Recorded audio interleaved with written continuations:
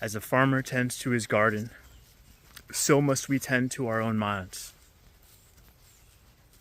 Our minds are the fertile soil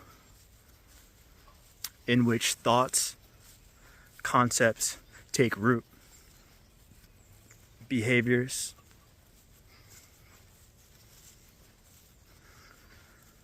When we're starting off on the spiritual path, on the path of self-development, we don't even really recognize what the mind is doing. There's no distance between us and the mind. We see the mind, well, we don't even see the mind, we're just attached with the mind. We are the mind in the beginning. So the mind churns on, it starts thinking about something, often very negative things, and immediately you are identifying with those thoughts, and you're getting carried away by those thoughts. As we progress through meditation, through habits that bring us some peace, we start to get some distance occasionally between us, the real us, the deep us, and the thoughts.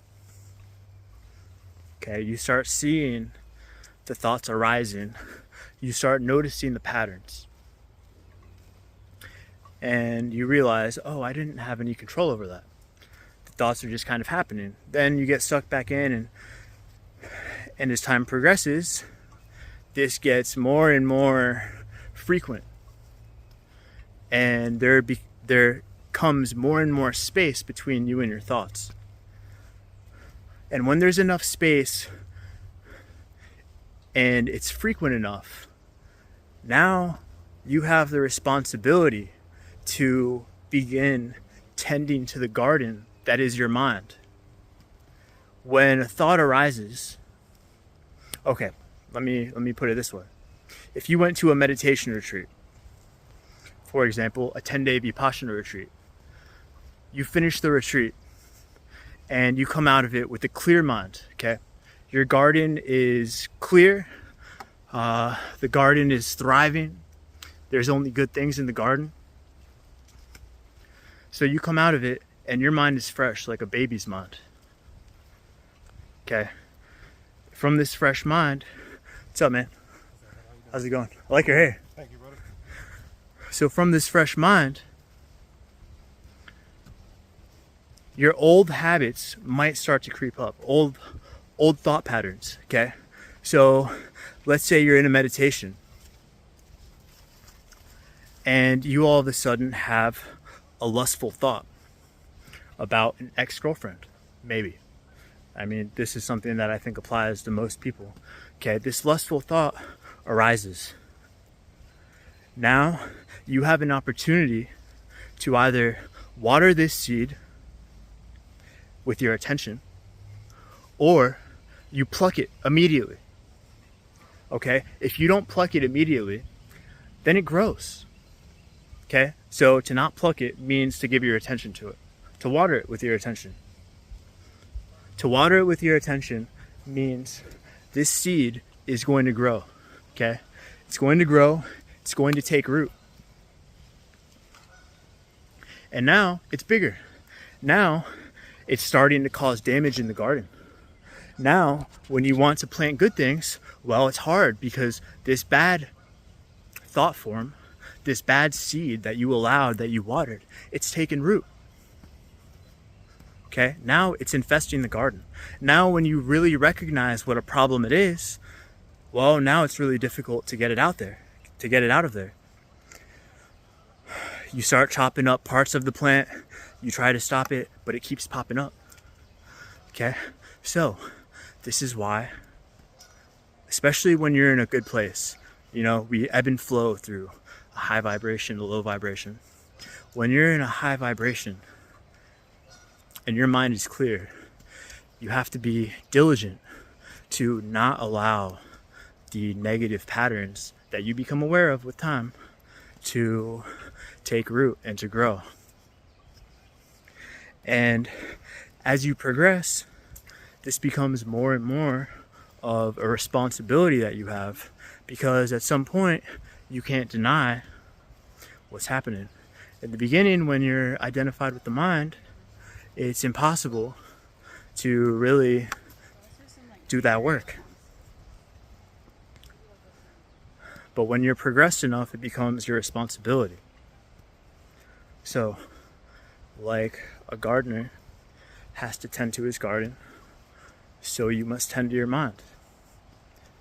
And this applies to the good things as well. Positive thoughts, loving thoughts, positive habits and patterns. Those aspects of your mind, of yourself, those aspects have to be watered and nurtured, and you have to give your attention to them. So that's all I have to say about this. Now here's a beautiful river view.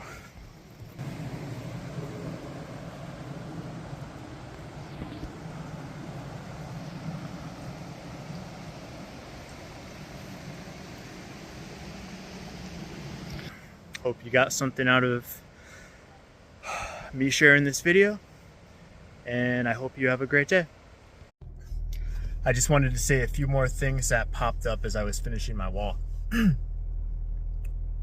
So some seeds that are planted in the garden, they're out of your control. Well, all of the seeds are out of your control, but some seeds aren't just arising when you're just sitting there doing nothing, okay? You go out into the world, you hear sexual music, you hear music promoting materialism, you see a girl walking in the grocery store wearing almost no clothes. Okay? When you receive these inputs from the world, that itself is planting a seed, okay? That's going to trigger a thought in you. You see a girl, an attractive girl, a lustful thought arises.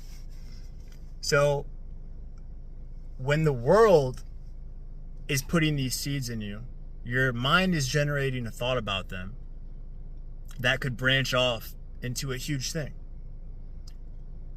So you have to be vigilant, especially when you've come to a good place in yourself, when you've done the work to be at peace.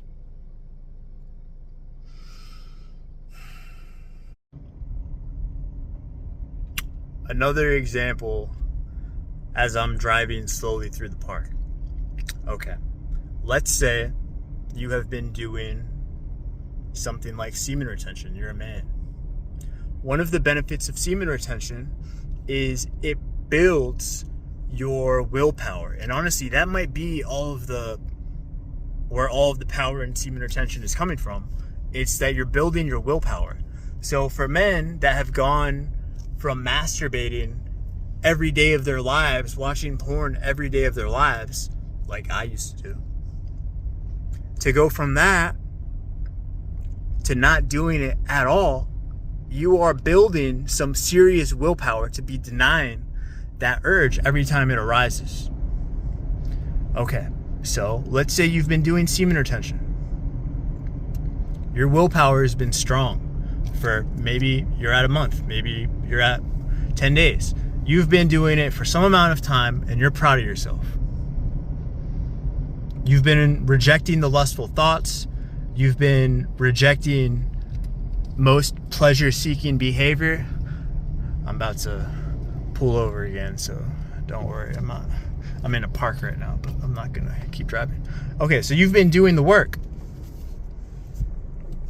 You've been doing the work. You've built up your willpower. Your mind is clean. You've eradicated these lustful thoughts from your mind. Okay, so the garden is clean. Now that the garden's clean, a lustful thought might arise, okay? And this seed is planted. And at first you ignore it, okay? But then it might arise again. And you think, oh, but just, it's been so long. Like, I could just look at porn. I could just look at it real quick. So you start giving your attention first to these lustful thoughts, okay? You don't reject them. You start giving your attention to these lustful thoughts. Okay, then what happens? One step at a time, right? I forget what the saying is, something like you give an inch, take a mile, something like that. So you give just a little bit of attention, that turns into more attention, that's going to turn into you watching porn, and now you realize, oh man, I don't really want to be doing this. Like, I made it so far with rejecting lustful thoughts. I've made it so far in my semen retention journey. And now, even though I really don't want to be doing this, this seed has taken such a deep root. The roots have spread all over the garden, right? And this thing is blossoming. It's so embedded in my garden that I can't get it out. Like, every time I want to stop, the compulsion comes back, and I just want to watch porn. I want to watch porn. I want to watch porn. I want to indulge in these lustful thoughts. You sit, you meditate, and all of these fantasies come in your head of past experiences. And it's really hard to turn it off. And there's a good chance you're gonna bust you're gonna bust one. So you have to be vigilant. You have to be. And when these bad seeds start taking root, it's choking out the soil. So these other good seeds are just getting overpowered. The good qualities are going to be overpowered. And the bad seeds might taste good. They might taste good. They might show you, they might entice you with pleasure, with a good taste, with a good experience. But they're never going to bring you peace. They're going to keep you in suffering. And this is something that you can only know from experience. So I'm sharing this here. Other people share this on YouTube. This message is really for somebody who's going through the experience. Telling you what you already know. And yeah, maybe you're a little bit earlier on your journey. So maybe this will stick in your head and you'll think about it a little bit later on in your journey. But really, these things can only be learned firsthand through experience. Wisdom is earned. Wisdom isn't taken from somebody else. But when you have the wisdom inside of you already, hearing it from somebody else can help motivate you to make the right choices. I know I felt that way often when I felt kind of low and stuck in my habits, and come on YouTube and see some guys or girls that I really enjoy their content. So I think that's all I have to say this time. All right, this video is not done. One more thing I want to add, and when I make these videos, I start off with one thought that I think is good, or one concept, and then I just try to let it flow. So the other benefit of maintaining the garden and keeping the garden clean is that when the garden is clean and there's almost no bad seeds in it, and no bad plants that are stuck in it, when the garden is clean, the mind, your willpower is supercharged. So when one of these seeds drops into the mind, into your garden, it's easy to just like flick it out of existence immediately. As soon as it arises, you flick it out of existence. They have no power. When you build up your willpower and you keep it clean, especially the longer you go, these bad seeds do not have any power at all.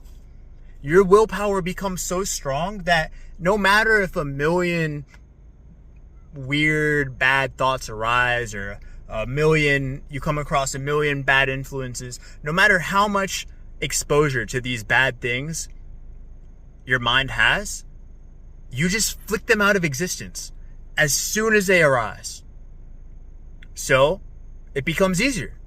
Being in a good state, being able to truly be proud of yourself, it just becomes easier and easier and easier, and it just becomes your natural state. When you let the garden get overgrown, it's impossible to do that. When you let the garden get overgrown, I mean, you're in such negative shape, you're in such a negative vibration that a negative thought arises, you can't escape from it. your attention immediately gets sucked into it. Like a piece of lint getting sucked into a vacuum. They have so much power because you've given your power away for so long. You've let the infestation of these bad plants overtake the garden. Okay, I think that's the last thought. All right.